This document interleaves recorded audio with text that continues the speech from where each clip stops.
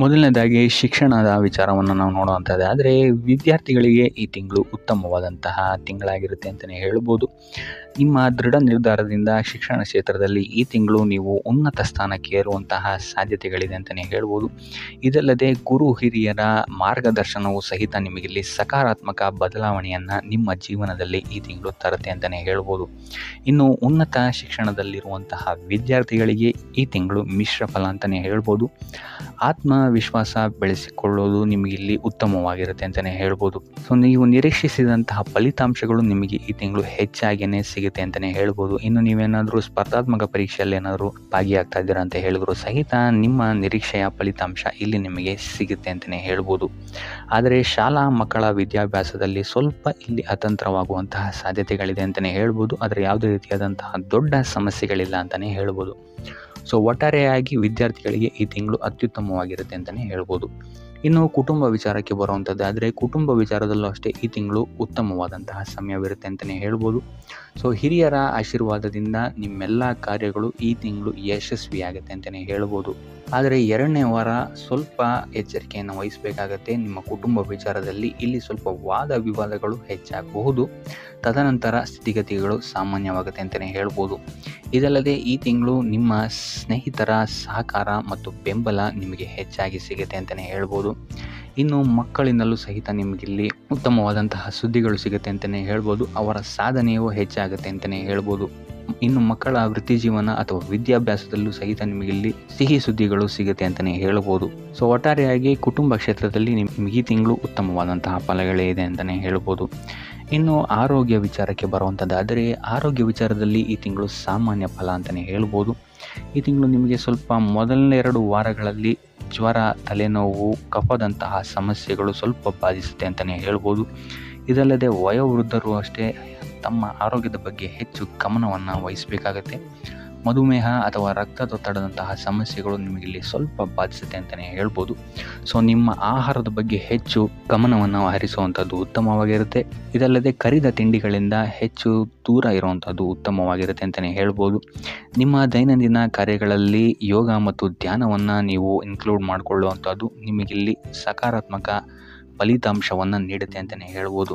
ಇನ್ನು 3ನೇ ವಾರದ ನಂತರ ನಿಮಗಿಲ್ಲಿ ನಿಮ್ಮ ಆರೋಗ್ಯದಲ್ಲಿ ಸ್ಥಿರತೆಯನ್ನು ನೀವು ನೋಡ್ತೀರ ಅಂತಲೇ ಹೇಳ್ಬೋದು. ಇನ್ನು ಇದಲ್ಲದೆ ನಿಮ್ಮ ಪೋಷಕರು ಅಥವಾ ನಿಮ್ಮ ಸಂಗಾತಿಯ ಆರೋಗ್ಯದ ಪರಿಣಾಮವಾಗಿ ನೀವಿಲ್ಲಿ ಸ್ವಲ್ಪ ಖರ್ಚನ್ನು ಮಾಡಬೇಕಾದಂತಹ ಸಾಧ್ಯತೆಗಳು ಬರಬಹುದು ಕೊನೆಯ ವಾರದಲ್ಲಿ.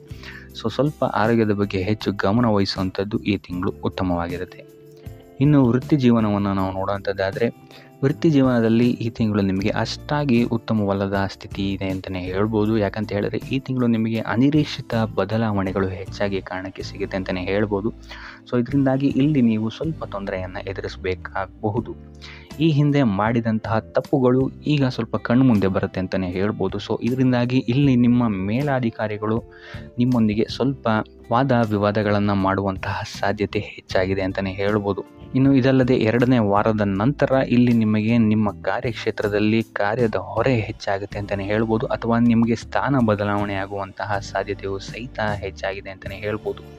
ಸೊ ಇದರಿಂದಾಗಿ ಇಲ್ಲಿ ನಿಮಗೆ ನಿಮ್ಮ ಖ್ಯಾತಿ ಮತ್ತು ಸ್ವಾಭಿಮಾನಕ್ಕೆ ಸ್ವಲ್ಪ ತೊಂದರೆಗಳು ಬರಬಹುದು. ಸೊ ನೀವು ಆದ್ದರಿಂದ ಹೆಚ್ಚು ಪರಿಶ್ರಮವನ್ನು ಪಡಬೇಕಾದಂತಹ ಸಾಧ್ಯತೆಗಳು ಈ ತಿಂಗಳು ಇದೆ ಅಂತಲೇ ಹೇಳ್ಬೋದು. ಸೊ ಕೊನೆಯ ವಾರದಲ್ಲಿ ನಿಮಗಿಲ್ಲಿ ಸ್ಥಿತಿಗತಿಗಳು ಸಕಾರಾತ್ಮಕವಾಗಿ ಪರಿವರ್ತನೆ ಆಗುತ್ತೆ ಅಂತಲೇ ಹೇಳ್ಬೋದು.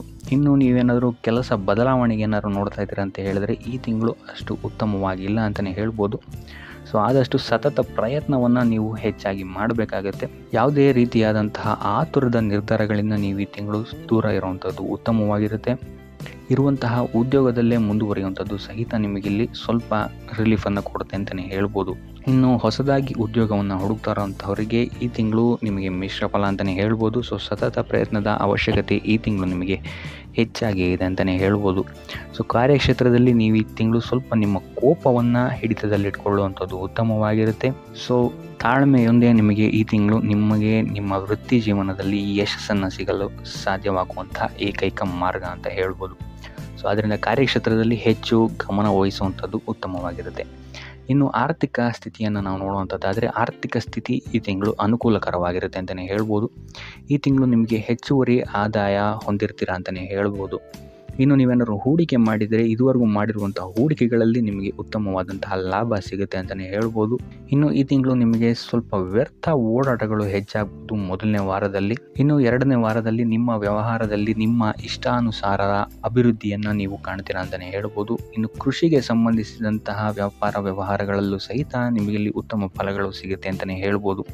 ಅಧಿಕ ಲಾಭವನ್ನು ಸಹಿತ ನೀವಿಲ್ಲಿ ಕೃಷಿಗೆ ಸಂಬಂಧಿಸಿದಂತೆ ಮಾಡ್ತೀರಾ ಅಂತಲೇ ಹೇಳ್ಬೋದು. ಸೊ ಈ ತಿಂಗಳು ನೀವು ಹೆಚ್ಚು ಉಳಿತಾಯದ ಕಡೆಗೆ ಗಮನವನ್ನು ಹರಿಸುವಂಥದ್ದು ಉತ್ತಮವಾಗಿರುತ್ತೆ. ಮೂರನೇ ವಾರದಲ್ಲಿ ನಿಮ್ಮ ಆದಾಯ ಹೆಚ್ಚಾಗುತ್ತೆ ಅಂತಲೇ ಹೇಳ್ಬೋದು. ಭೂಮಿ, ಭವನ, ವಾಹನದ ಖರೀದಿಯನ್ನು ಸಹಿತ ನೀವಿಲ್ಲಿ ಮಾಡ್ತೀರಾ ಅಂತಲೇ ಹೇಳ್ಬೋದು. ಇನ್ನು ಸ್ವಯಂ ಉದ್ಯೋಗಿಗಳಿಗೆ ಮೂರನೇ ವಾರದ ನಂತರ ಸಾಕಷ್ಟು ಆದಾಯ ಮತ್ತು ಬೆಳವಣಿಗೆ ಇರುತ್ತೆ ಅಂತಲೇ ಹೇಳ್ಬೋದು. ಇನ್ನು ಪಾಲುದಾರಿಕೆಯ ವ್ಯಾಪಾರದಲ್ಲಿರುವಂಥವರಿಗೆ ಇದು ಉತ್ತಮ ಸಮಯ ಆಗಿರಲ್ಲ. ಸೊ ಆದಷ್ಟು ಎಚ್ಚರಿಕೆಯನ್ನು ನೀವು ವಹಿಸಬೇಕಾಗತ್ತೆ. ಇನ್ನು ಸಣ್ಣ ಹೂಡಿಕೆ ಮಾಡಿರುವಂತಹವರಿಗೆ ಈ ತಿಂಗಳು ಸಾಮಾನ್ಯ ಫಲ ಅಂತಲೇ ಹೇಳ್ಬೋದು. ಸೊ ಆದಷ್ಟು ಐಷಾರಾಮಿ ವಸ್ತುಗಳ ಮೇಲೆ ಖರ್ಚು ಮಾಡೋದನ್ನು ನೀವು ನಿಯಂತ್ರಿಸುವಂಥದ್ದು ಉತ್ತಮವಾಗಿರುತ್ತೆ. ಇನ್ನು ಉಪಾಯ ವಿಚಾರಕ್ಕೆ ಬರುವಂಥದ್ದಾದರೆ ಲಕ್ಷ್ಮೀ ವೆಂಕಟೇಶ್ವರನ ಪೂಜೆಯನ್ನು ಮಾಡುವಂಥದ್ದು ನಿಮಗಿಲ್ಲಿ ಸಹಕಾರಿಯಾಗಿರುತ್ತೆ ಅಂತಲೇ ಹೇಳ್ಬೋದು. ಅಥವಾ ಪ್ರಾಣಿಗಳಿಗೆ ಆಹಾರವನ್ನು ನೀಡುವಂಥದ್ದು ನಿಮಗಿಲ್ಲಿ ನಿಮ್ಮ ವೃತ್ತಿ ಜೀವನದಲ್ಲಿ ಮತ್ತು ನಿಮ್ಮ ವಿದ್ಯಾಭ್ಯಾಸದಲ್ಲಿ ಇರುವಂತಹ ತೊಂದರೆಗಳನ್ನು ನಿವಾರಣೆ ಮಾಡೋಕ್ಕೆ ಸಹಾಯ ಆಗುತ್ತೆ ಅಂತಲೇ ಹೇಳ್ಬೋದು. ಸೊ ಇದಾಗಿತ್ತು ಈ ತಿಂಗಳ ನಿಮ್ಮ ರಾಶಿ ಭವಿಷ್ಯ.